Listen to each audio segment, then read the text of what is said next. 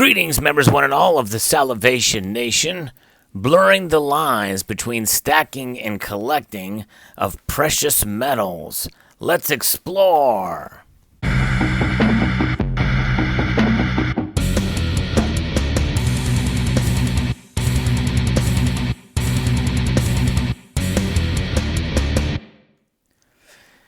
You know, there's so many different ways to accumulate gold and silver these days, especially those two metals. And many times we find that it just is a matter of mintage and finish that can make all the difference in the world. In other words, if there's a limited mintage or a rarity of a particular type or style or strike of a commonly recognized bullion coin, it makes you wonder, where is that line? But typically, it's a pretty big and vast difference in price between those two elements. But we're going to explore not only how a similar design with just a different rarity and strike can not necessarily it can provide a great chasm between price, but how a vastly different design it can have a much lower premium and be considered really still a stacker coin that you can utilize, or a round or a bar. That is the beauty of collecting and stacking, is there's no shortage of different choices to take out there. Now, I'm often asked what kinds of coins or rounds or bars should I stack? Well, in many cases, I leave that up to you. However, the most recognized are some of the examples that you see before you here. Typically, government-issued bullion is the most recognized and the most liquid if you need to sell. And they will probably maintain at least spot price or a percentage under thereof that is recognizable and agreeable. But in cases like the gold buffalo that you see here before you, there are times when you can buy a collector coin for the price of a bullion coin. In this particular case, that would be in the secondary market, because this collector coin originally was issued for hundreds and hundreds of dollars above spot price. But that premium disappears when so many of them sold. The demand for them, essentially disappeared. And so now they are available for most assuredly spot price with a percentage above that would equal to what you could buy the uncirculated coin for. And that is a fascinating discovery, I believe, that we're finding in the world of precious metals from time to time with some of these collector versions of these bullion coins. The Silver Eagle has not come to that extreme of example, but many times these backdated proof Silver Eagles go for much less than issue price these days. And of course that also is true for modern commemoratives from the United States Mint, which are still backed by the government of the United States, but typically the bottom drops out of those premiums as well. But so they can be had for a pretty cheap price in the secondary market after they're initially issued from the United States Mint. But there are other examples of what I like to refer to as premium bullion pieces.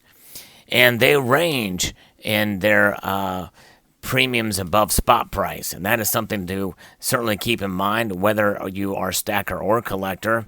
And most people are aware of it, because that's basic economics, that it just depends, and it certainly holds true for pretty much any kind of merchandising that is out there, where you can find particular pieces that have a higher premium than others based off either quality, rarity, and availability. Here's an example from the Perth Mint, the ever popular Lunar Series. And these types of coins are produced with a premium higher than normal bullion coins out there, but it's not so high that stackers don't consider it as a diversification tool, even within the same precious metal. And many times, some of these types of coins tend to do better in the secondary market. And I would say that's probably more of the exception to the rule, depending on the recognizability. Perth Mint, Lunar Series, typically is one of those that does perform well in the secondary market. There are other cases when pieces are issued as bullion, such as the Libertad series from the Mexican Mint, and they are minted essentially to demand. And sometimes that demand can be low, especially for some of the fractional silver pieces, and those tend to carry market premiums in the secondary marketplace. Sold, they typically do fairly well. A case in point might be like the 2014 fractional versions of these, the 20th and 10th ounce, typically do well. But there are people who collect pieces like this, with the hope that they may find a hidden gem down the road for limited mintage of pieces. There's cases where you can see that even in the gold market too, where some unexpectedly low mintage for gold eagles or fractionals of a particular style or weight can do very well in the secondary market. We saw that with the silver eagles in 1996 to a degree. And there are other examples of that where premiums are realized in the collector market, though they were minted for purpose in the bullion market. Here's another example of a better bullion piece with a higher premium, and some of these have done fairly well in the secondary market, some have not. And there's countless examples where you can find both from government-issued mints to private-issued mints that where the series have done well, especially at the point of sale, and then in the secondary market, the prices do very, very well. But pieces like this, you are accumulating them because you want something a little bit different than what you normally do accumulate from your regular eagles or maples and that type of thing, or generic bullion bars. It's something just a little bit slightly different than what you are used to collecting or accumulating. So you buy it and you start to get into the world of collecting, though you have accumulated this piece as sort of a stacker. And, you continue to do that, well, you will probably turn into a sort of a collector. At least a part of you might be a collector. It's said that for those of us who do accumulate these precious metals, especially if you're a hardcore stacker, that's what you do. You try to find silver for the lowest premium possible or gold for the lowest premium possible, and you accumulate a certain amount of it.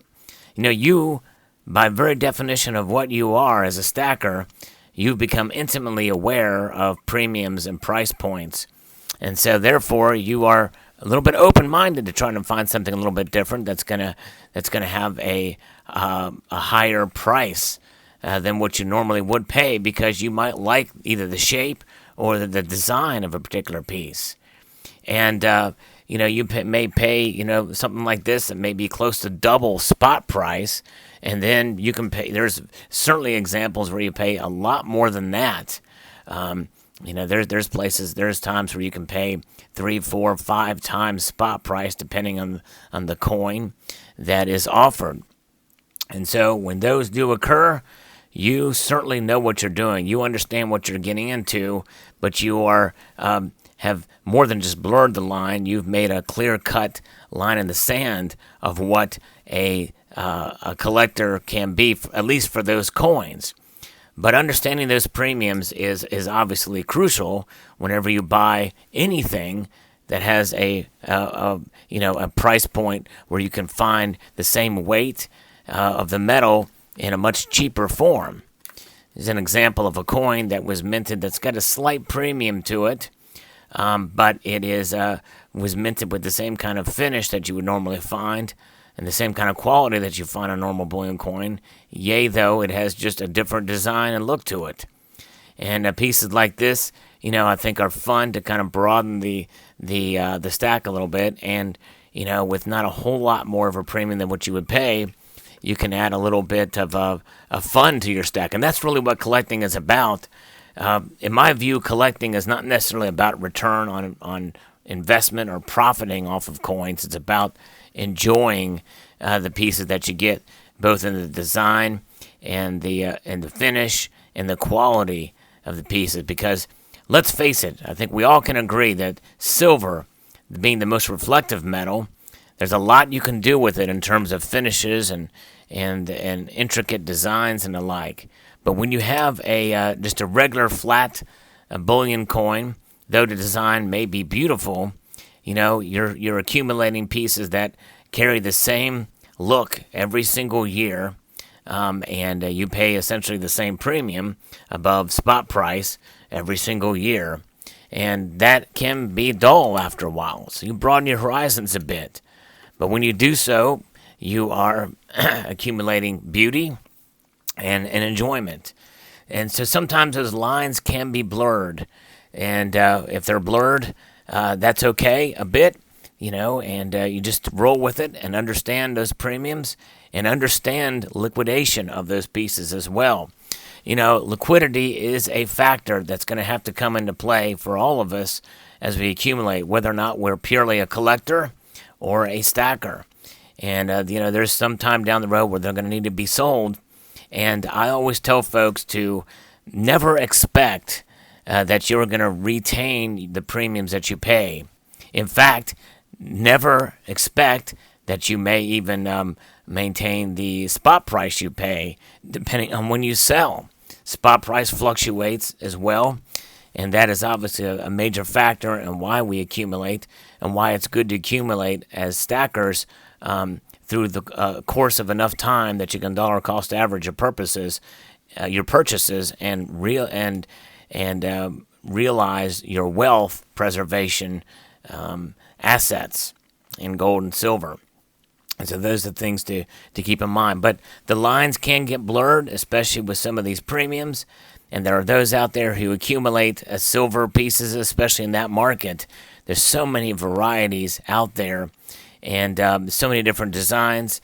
And there's just about as many premiums as there are choices, for sure. And the difference between the spot price and the premiums that are tied to them.